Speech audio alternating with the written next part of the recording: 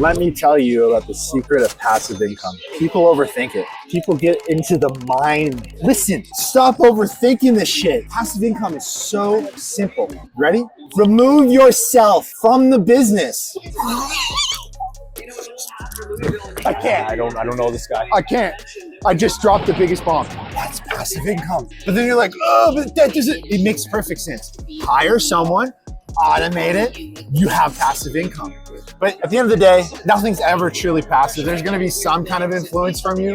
At the end of the day, that's all you need for passive income. Anything's passive income, as long as you're not involved. But I need to be involved. Shut the fuck up, lose control. That's probably one of the biggest things, man. People can't give up control. Why did you struggle with giving up control? Because I didn't trust. I didn't trust that people were gonna do the job as well as I was gonna do it. Because I'd never done it before, especially in the beginning, because you don't think anybody else is as good as you. You know what I'm saying?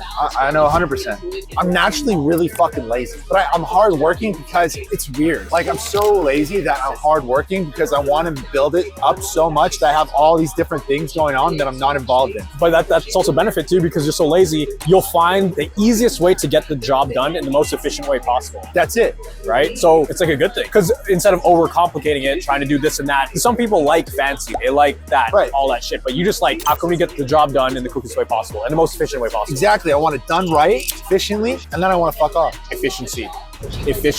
Your best ROI for the effort and energy that you put in. Exactly. I think that's probably been my blessing. And I'm thankful for World of Warcraft for teaching that to me. Shout out to WoW. Shout out to WoW, Blizzard. Thank you. And that's what I think led me into being great at entrepreneurship. I'm doing things that I'm passionate about, so it comes easy to me. And I'm always treating it like a game because I level up, I get something from it, and I'm like, let's go. Think of all these Fortnite nerds. They're so good at Fortnite. Get them to add up like, 7 times 8? Let's do some Pythagorean theorem stuff. They're struggling, but they can sit on Fortnite all day. They know all the power-ups, all the latest, Travis Scott release, blah, blah, blah. Go to the Fortnite concert? Like, I didn't know that. And then they'll list you every single Fortnite skin, every update. They won't know anything about the school stuff, but it shows like what people are interested in. That's what they're going to excel at naturally. Like, you don't have to convince a kid to sit down and play Fortnite for 12 hours a day. They'll just do it. Right. They'll unlock all the things and take his mom's credit card and buy all this. And if they're naturally an entertainer, they got a career there, making bank. And I think that's what it comes down to, is leaning into your strengths. Yeah. Lean into your God-given natural strengths. Stop trying to force yourself to be something that you're not. I can sit down and I can go from fucking shit to mediocre in math, or I can go from great to fucking pro in Fortnite or RuneScape. You know what I'm saying? People try to force themselves, like your buddy Kobe, into a position where they're not fucking suited for it. And I think that's why we're here, to educate you, find something that actually comes good to you, and to lean into your strengths. Do you think most people are just unaware that they're skilled in a certain area and they ignore that? Or do you think a lot of them listen to, or end up in things that they don't want to do because they think that's the status quo? Absolutely. I think it's a combination of both. Yeah. So like, I had a business before where I was doing video production for only car dealerships. And it was coming up. It was doing good, man. I was flying out to Toronto and I was fucking filming there. I was filming here. My clients were Solari, which is Canada's largest automotive group, and Open Road, Canada. But guess what? I fucking left it all behind. I just walked away from it because my dad got me a ticket at Longshoring to work on the ports. And I had waited years for it. And always coming up to school, they're like, oh, you're fine, Trent. You suck at school. You're good. You're going to have like an over 6-figure job. It's the best job. Yeah, you're going to have the best job in the world. You make your own hours. And then I went down there and I was like, fuck, I hate it. It's not me, dude. It wasn't for me. I walked away from something that made me happy. I walked away from something that I was building that was my own, that I was passionate about, to do something that I thought was going to give me more status, that was going to be making me more happier, because I was listening to outside, like my family telling me, oh, this is what you got to do. Your mom and dad aren't always right. You got to figure that shit out for yourself. I think people are unaware of what they're good at and what makes them happy. You think that's because they don't try enough things, or they're too scared to try? They don't try. Scared, fear of failure? Scared of failure. They don't try, and mom and dad influence. I think a lot of people are like, oh, don't trust this person online or whatever. Dude, I had people tell me that about Russell Brunson. Russell Brunson's a fucking G. Russell Brunson, like, read .com secrets, expert secrets, study it, game changers. But people outside are like, Russell's a fucking scammer. Yeah. Like, well, fuck you. Quick funnels, you scam, make money online, but like, they don't know what they're talking about. What was like a book that changed the game for you? I think it depends which stage.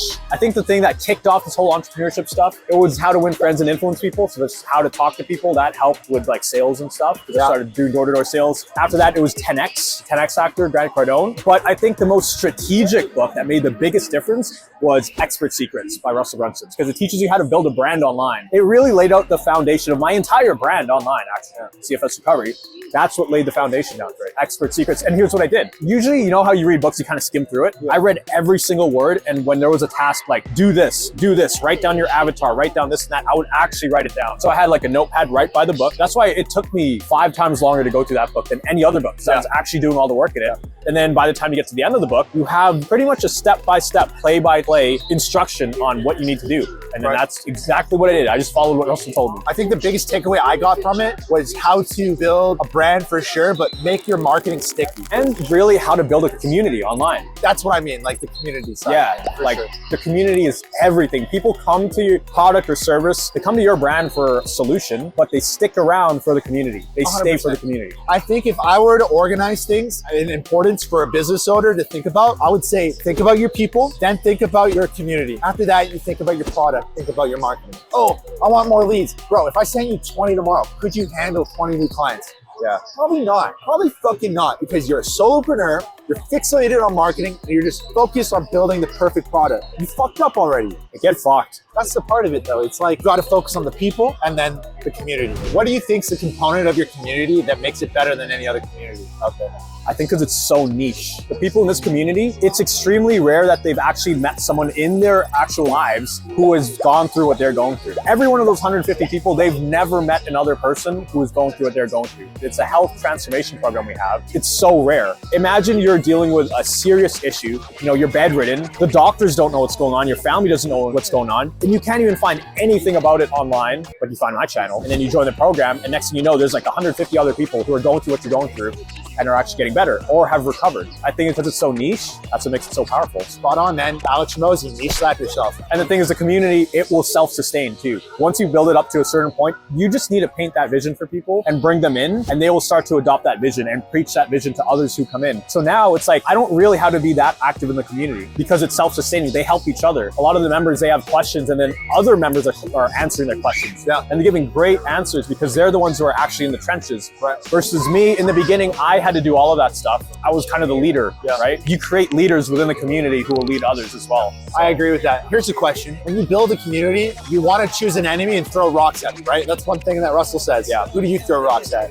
The medical system. You throw rocks at doctors. Can you explain a little? Actually, go ahead. Explain what throwing rocks is and everything. So throwing rocks, it's like, I think there's 5 things that Russell talked about for a community to be really strong. Number 1, it's you have to have a common enemy. You have to have a common vision. Allay their fears, reassure them, tell them that it's not their fault. The big one is find a common enemy. And that's what brings people together to fight against, that puts people together. So our common enemy is the medical system and medical doctors. Now, I'm not saying medical doctors are bad. Like, I think doctors are some of the best people in society. But for this particular issue, that is the hurdle that people run into a lot of the times because they've seen like 20 or 30 or 40 doctors and the doctor's like, yeah, you're fine, go home. Meanwhile, they're not. They brought to the doctor's office in a wheelchair. Obviously, they're not fine, but the doctors are disregarding them. So they developed this kind of hatred for the medical system and doctors. They spent so much money, no one's helping them. Pretty much tell them, like, I understand, because I do understand. That was me before. You're telling them it's not their fault. It's not their fault. It's not your fault. I understand how hard it is. It's okay. You do have a life after CFS. Your life actually gets better. Like, your best days are ahead of you. They're not in the past. We can help you. Someone might be listening to it right now and they might be taking this the wrong way, be like, oh, see, Miguel's just being a fucking shady mark. No, he stands by it. He lived it. He went through it and he developed those belief patterns and realized who his enemy was along his journey through CFS. Yeah. I think if anyone's take this the wrong way, don't. This is basically fucking AAA marketing tactics. Yeah, and when it comes into the marketing, being honest, psychology behind everything that we're doing, is that morally okay? Because you're getting into the minds of people. Well, I think if the end result is for a good cause, like you legitimately are trying to help people change their lives, you have the solution to help fix people's problems, but they're too afraid to even get started. Yeah. I think it's your moral obligation to get them on board. Man, I love that because you're actually fucking them over by not doing your job properly. Exactly. Okay, this is an extreme case, but let's say you have the cure for cancer, right? But because there has never been a cure for cancer, when you try telling the world that, they're going to shut you down. They're going to say, oh, I don't believe you. But if you start to break down their beliefs and be like, I know society has been trying to find it for years. We finally found it. I know the medical system, they have chemo, all these things. And you pretty much run through the marketing things and allay their fears, reassure them, give them a vision of the future. Then it'll allow them to be like, okay, let me take that antidote for cancer. And then 100%. That's how you get them on board. So there's a lot of times where you know you have something that can help somebody, but they're too afraid to actually take the next step. Yeah. So you need to help them move past their fear. Yeah, I love it.